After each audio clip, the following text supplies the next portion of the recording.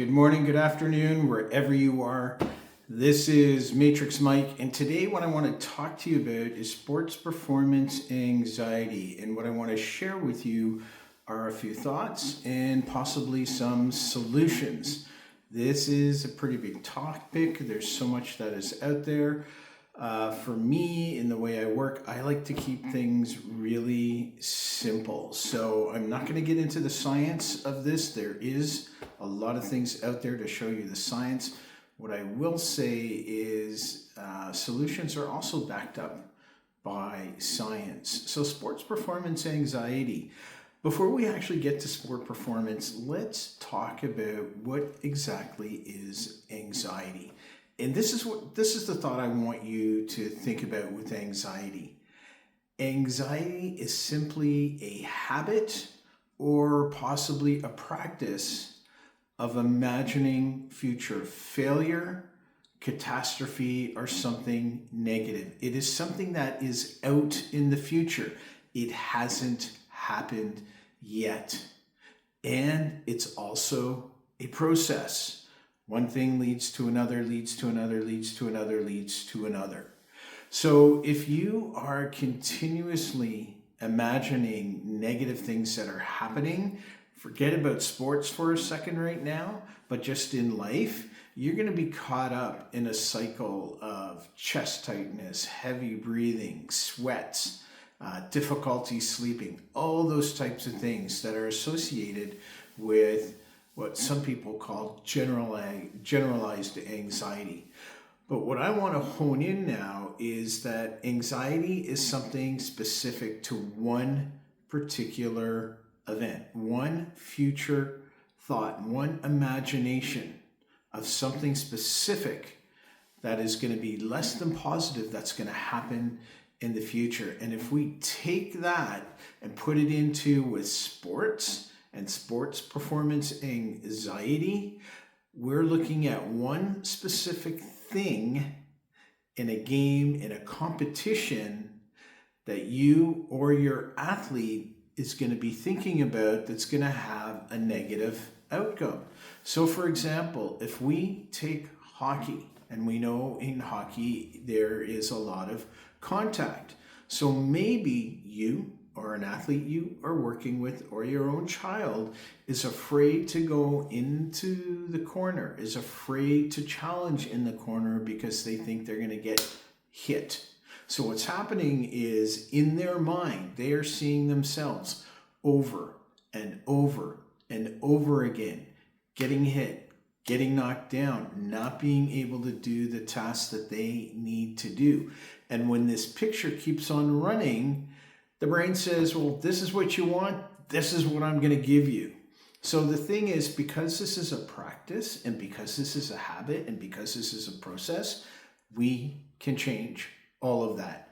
You, your child, can change all of that.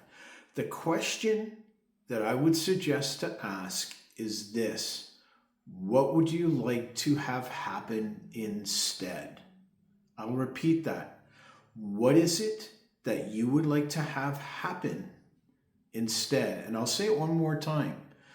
What is it that you would like to have happen instead?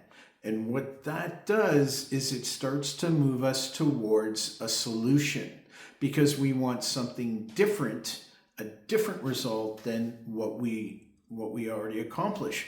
So if I'm that hockey player, male, female, it does not matter. And I consistently see in my mind in the future that habit of being knocked out, and I want something different instead. What is it that you want instead? Well, maybe the instead is, we'll focus on one thing: getting to the puck quicker and making the right play. So if that is what you want to do, getting to the puck quicker and making a better play, then you may want to ask yourself, do you have the resources that you need to do that? Do you already have the skill?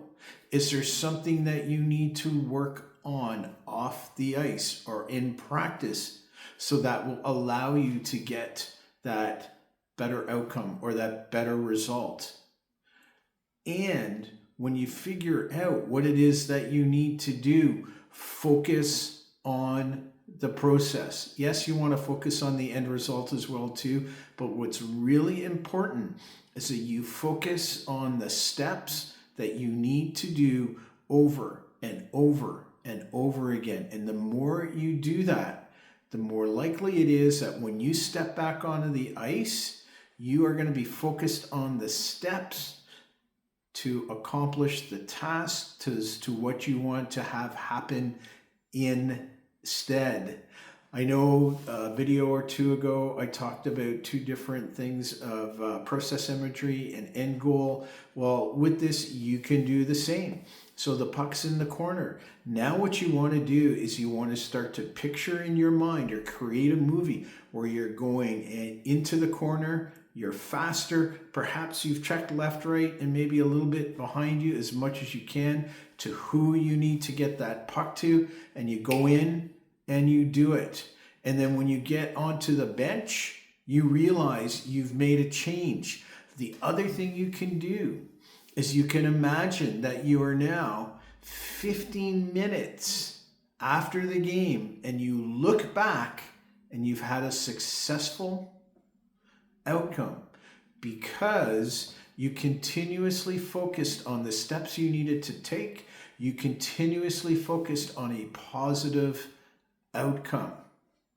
That is really, really key. Because as the saying goes, where your mind goes, energy flows. So it's really important that instead of thinking of that catastrophic thing or failure, focus on something different. Focus on what you want to have happen instead. Focus on a successful or positive outcome. Focus on the steps. Performance anxiety is something that you can overcome. You can become nervous instead of anxious. And again, it is a practice. It is a habit.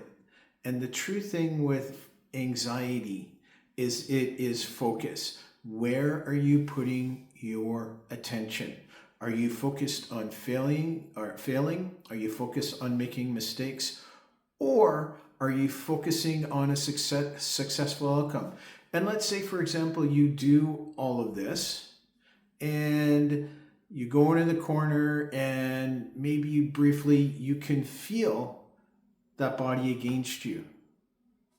Okay, what happened? Well, you did all the focusing and all that kind of stuff.